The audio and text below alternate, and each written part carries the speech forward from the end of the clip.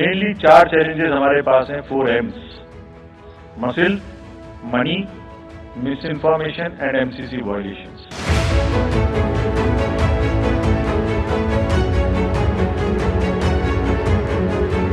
लोकसभा चुनाव तारीखों का ऐलान हो गया है, आचार संहिता भी लागू हो गई है और सियासी पारा भी परवान चढ़ने लगा है। 19 अप्रैल से 1 जून तक 7 चरणों में होने वाले मतदान और 4 जून को होने वाली मतगणना के लिए चुनाव आयोग तैयार है। लेकिन चुनाव के दौरान मसल, मनी, मिस इन्फॉर्मेशन और MCC वायलेशन यानी कि धन बल, पैसा, फेक न्यूज और आचार संहिता, ये 4 मुद्दे हैं जो चुनाव के लिए चुनौती माने जाते हैं। ऐसे में चुनाव आयुक्त ने साफ कर दिया है कि इन चारों चुनौतियों से निपटने का रास्ता भी ढूंढ लिया गया है। सबसे पहले बात मसल पावर यानी शक्ति प्रयोग को काबू करने की तैयारी की, जिसे लेकर चुनाव आयुक्त ने कहा कि मसल पावर को कंट्रोल करने के लिए CRPF की तैनाती पर्याप्त संख्या में और कड़ी कर दी जाएगी। मसल पावर को कंट्रोल करने के लिए adequate number of CRPF would be deployed. 24/7 एक नया प्रयोग हम इस बार कर रहे हैं। We are establishing, हम बिल्कुल डिटरमिन्ड हैं इस बार मसल पावर को कम करने के लिए। चुनावों में हिंसा का कोई स्थान होना नहीं चाहिए और ब्लड बाथ बिल्कुल नहीं होना चाहिए। जहां भी हिंसा बची है, चाहे वो प्री पोल हो, चाहे वो ड्यूरिंग कैंपेनिंग हो, चाहे वो पोस्ट पोल हो, we are committed to kind of be very very alive to this situation और जो भी हमें सख्ती से करना होगा इसके लिए हम करेंगे ताकि ये प्रोविजन ना रहे। वहीं चुनाव के दौरान पैसे के दुरुपयोग को लेकर भी इस बार चुनाव आयोग सख्त है। राजीव कुमार ने बताया कि GST, excise, income tax, narcotics और जहां से भी मुफ्त रेवड़ी आने की गुंजाइश है, यहां कड़ी निगरानी रखी जाएगी। मिसयूज ऑफ मनी हम नहीं होने देंगे।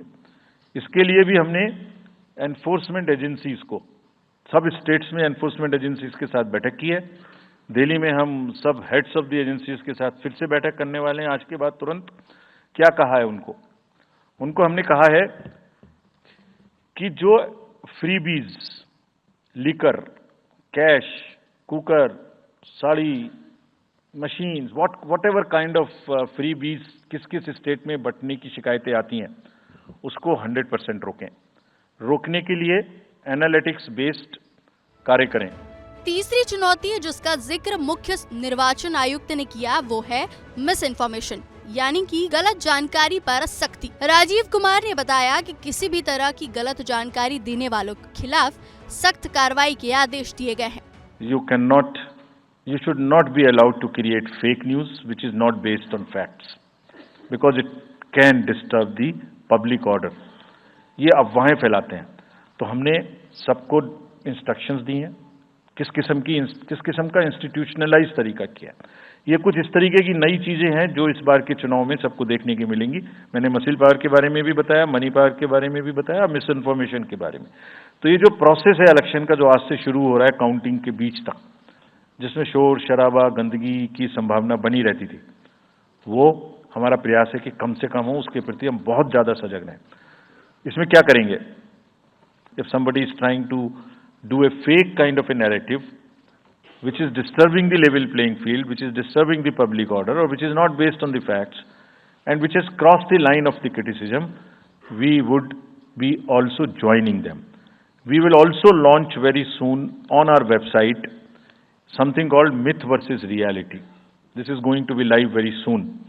Means ये myth फैलाया जा रहा है, ये उसकी reality है। हम अपनी तरफ से आगे बढ़ के आपको educate करेंगे।